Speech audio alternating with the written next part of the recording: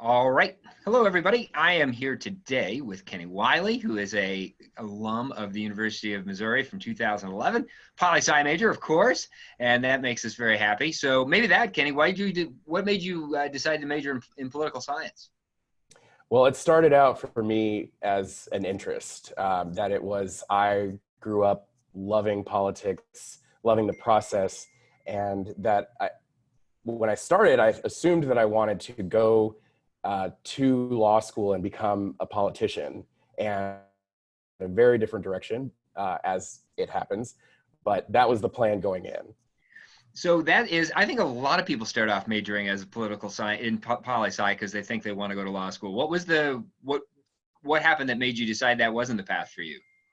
Well, so I loved my politics classes while at Mizzou. I took some religion classes and I've always been a big church person.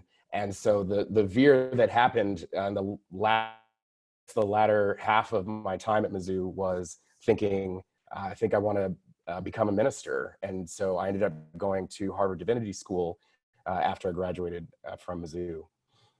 Okay. All right.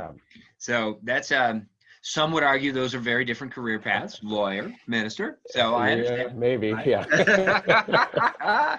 All right. So what do you think given that, and given that you're doing something entirely different from that now, which we'll get to in a minute, what do you think was the most sort of made the biggest impression on you, or is the most valuable sort of experience or class or whatever from being here at Mizzou that you take, or from your undergraduate career that you take away that still is something you think of as important? Yeah, well, so there were a few things. One, I loved talking about the courts and how Supreme Court cases, just the massive impact that they have on our entire life, on the way that we can do things, the way that we see things. So that was one big thing, and that came up in lots of classes. Going through the Federalist Papers and kind of talking through how did we get here as a country. That's another big thing. And then, one of your classes, politics and the media, really leapt out.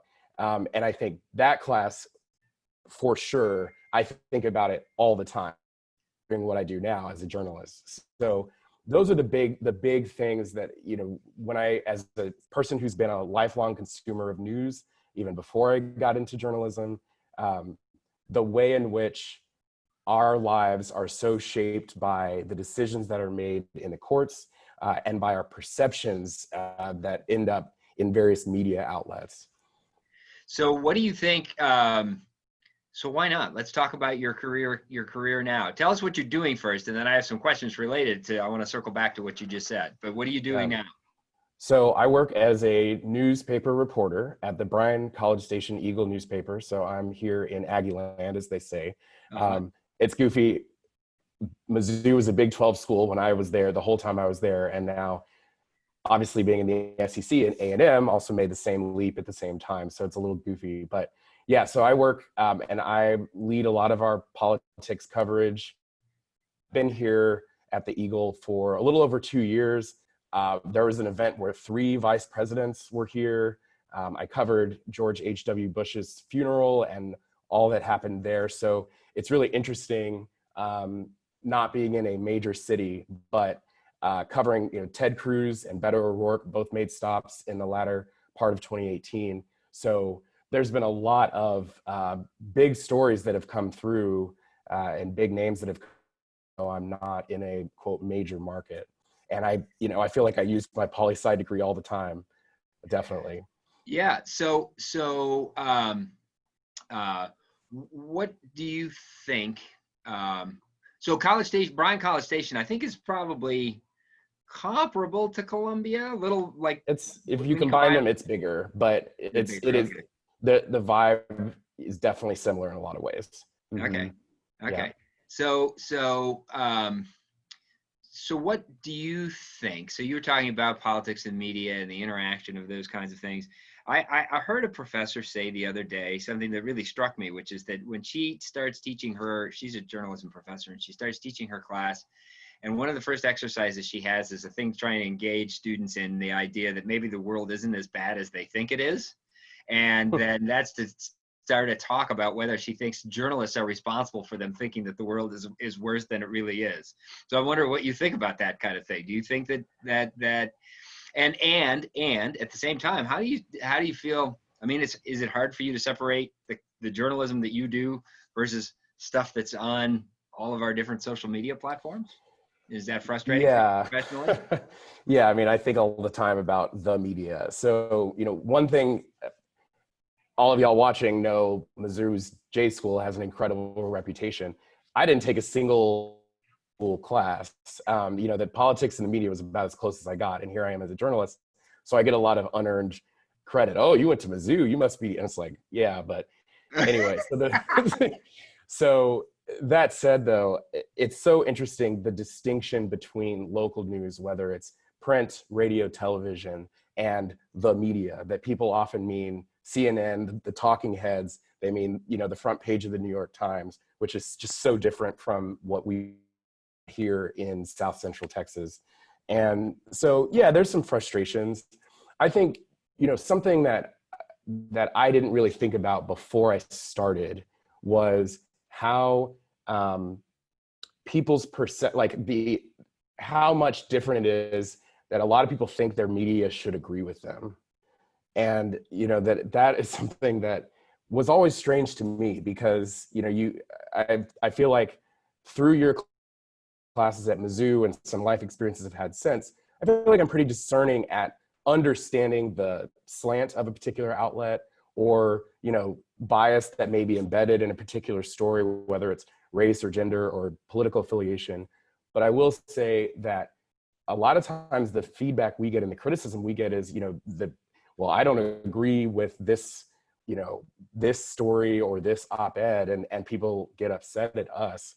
And, job isn't to produce things that don't bother anybody, right? That's not the purpose of being a member of the media, of being a news outlet. Our job is to do our very best to be aware of our own biases and our own things, and to provide multiple perspectives, and to do our best to tell the truth. So one of the things I always try and tell students is that you can't just read or look at the things that you agree with, that you need to seek out other opinions and sort of things. So what kind of outlets do you check sort of on a regular basis to keep up with? How many different things are you looking at in addition to the reporting that you're doing? Sure. Well, I have 3 hard copy print newspapers that show up at my door every day. So that's the Eagle, the New York Times, and the Houston Chronicle.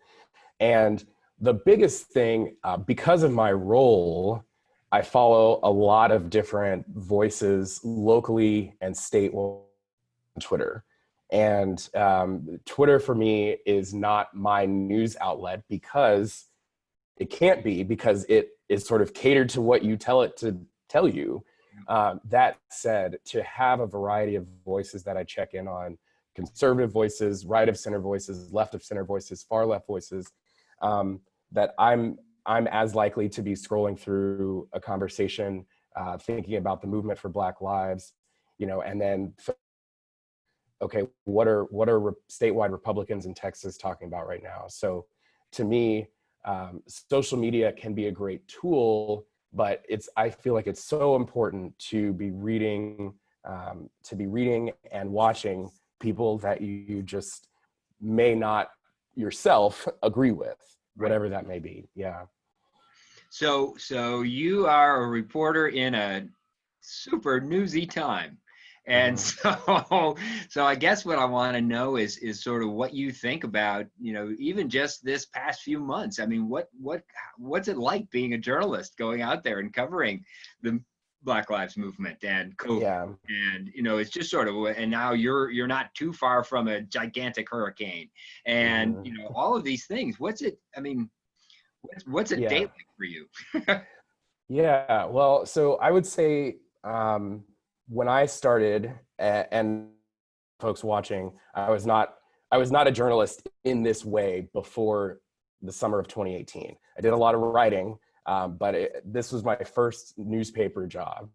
And that was a career change at age 30. So if you're feeling confused at 21 or 23, you got time. So I just wanted to say that. And, but being a journalist, and especially, and I'll say this honestly, that being a Black has been challenging because I have my own feelings and perspectives about Black Lives Matter. It's something that you won't see it in my articles, but that I care about a lot. And so, I've been at rallies where I'm interviewing people who have a perspective that privately is super different from mine. And I don't mind saying that to you, but I think that you put in and you say, I'm here to tell people what's going on at this protest, or I'm here to tell people what are the different perspectives that we're hearing. So it's a very different feeling from if I'm at home watching some protest somewhere else. I'm in a different mindset. I'm in a different mode. As far as COVID, I think that when I think back to when we started covering it in February, we were experiencing in the newsroom and in our siblings in the media market, television and radio, we were all experiencing, along with everybody else, just realizing the size of this when it comes to the pandemic, and that I think there was an adjustment. I went back and I looked at the front page of the Eagle each day in March, because it was just like you could in our coverage, this is going to be our world for a while. And we didn't get that. On February 29th, I was at the African American Museum banquet, and 680 people were in the same room together, and 17 days later, that sounds just wild. Like, why would you ever do that, right? And it was that quick. But I will say that it came, if you try to tackle everything all at once, it's not possible. So to focus on the person in front of you, to focus on the story in front of you, and to try to put it in some larger context, but to not try to tackle everything with every story.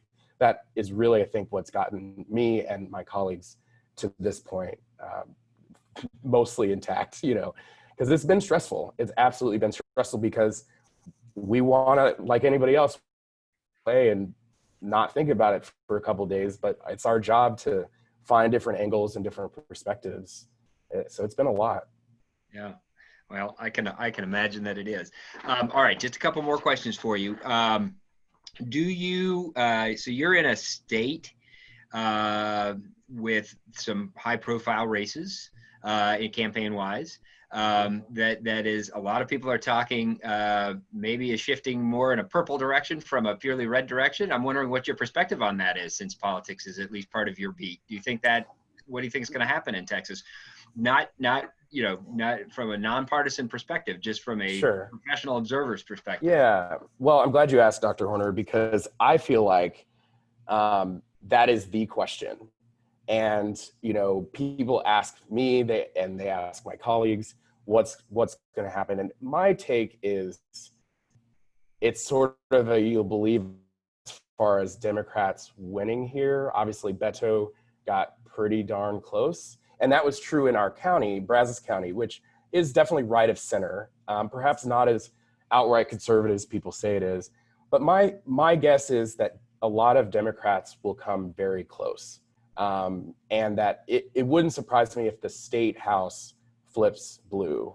But as far as Biden winning here outright, I'm not expecting that. There's a couple competitive, compelling Democrats locally who I expect to do really well, probably lose close races. That's my assumption. But if there's anything 2020 has taught us here in late August, things can change. So that's my current, if you want me to put my pundit hat on, that's my current guess. But I'm very interested, just like everyone else, because it's certainly part of its demographics, part of its shift in various parties and how far to the right they are. So there's a lot up in the air, but that's my guess. Yeah. Is that a trend do you think you see continuing beyond 2020? Yes. Yep. Yes. I think that if we have a similar conversation in 2028, it'll look a lot different. I really do. So last question. I know you to be a big devotee of ultimate frisbee. Is that something you started doing here at Mizzou?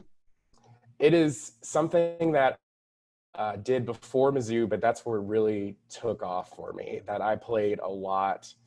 And I definitely, in the pandemic, I definitely miss it because it's, running a lot and breathing up on people is just not a good idea. So I haven't played in months. But yeah, my time at Mizzou, what I would say, honestly, Professor, that ultimate frisbee was a big thing at Mizzou for me, but also that I learned a lot about how much relationships matter to me. So I did a lot of stuff with student life. I was a summer welcome leader and just like being there for and with people. And so a lot of times I think college students, it's okay to think about the various experiences you're picking up as putting tools in your toolbox, because there have been things that I learned that didn't feel very useful 4 years out of college that feel incredibly useful 9 years out of college. And building sources as a journalist isn't all that different from building relationships if you're working in a residence hall or getting to know a new student. It's just that one-on-one, and source building is something that indirectly I feel like I learned a lot about when I was on campus there in Columbia. So is there anything I haven't asked you about that you were hoping I would? Not exactly, but I think that I came from out of state and so I grew up in Texas, and I also have some Colorado ties as well.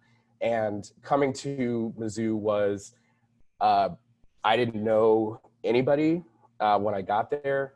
And it is something I have such pride about having gone there. And it's because I got to learn about a different part of the country. I didn't know many people from Chicago or Kansas City growing up, much less smaller cities and towns in Missouri. And that I feel like there were some things I didn't do as well as I would have liked when I was at Mizzou, but one thing I did do well, I think, was take advantage of different offerings. And I know for students, this is a weird time, and it is for all of us in this country and in this world, but I believe that various I had while at Mizzou have been useful in ways that I never would have guessed. So that's my sort of closing message that I wanted to share. Well, and it's really good to see you. Really great to see you, Kenny, and thank you so much for doing this. And yeah, if students are interested in your career and what you do, is it okay if I send them your way? yeah, definitely, especially Twitter, huge Twitter user, Kenny at Kenny S. Wiley, and I'm also pretty active on Facebook, and fan of that as well. So yeah, I tell folks, let's connect, and I'm just, that's my word, is connection. So yeah, absolutely. All right. Well, let me hit stop here, and thank you so much, Kenny. Thank you, Professor. Good to see you. Good to see you. All right.